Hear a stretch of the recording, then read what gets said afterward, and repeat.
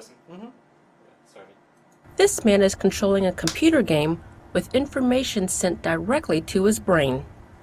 No visual, auditory, or other sensory information helps him play. University of Washington researchers are testing direct brain stimulation as a way to tell the mind what to do. The fundamental question that we were asking here was, is it possible to send information from artificial sensors or computer-created worlds directly into the brain such that the brain can start to understand that information and make use of it to solve a task? Using this device attached to the head, signals are sent directly to the brain, telling the gamer whether to move the character in a maze forward or down.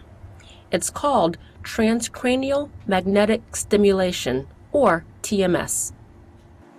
So what's going to happen is the TMS is going to present a phosphene to me, which is a brief flash of light represented in my brain. And whenever I see that phosphene, I'll know there's a wall in this maze, and then my job is to go down the ladder.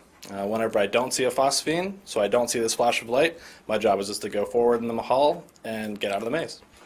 Researchers believe such non-invasive brain stimulation could one day have many real-world uses, including help for the visually impaired.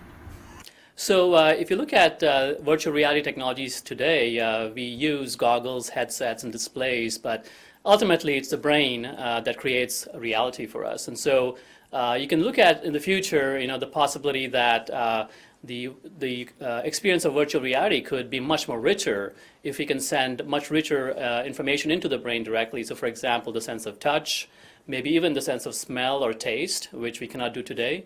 The kind of approach that we're taking and that we're suggesting here could potentially lead to much richer virtual reality experiences, as well as lead to new technologies to assist people with sensory deficits, for example, the blind, using non-invasive brain stimulation technologies.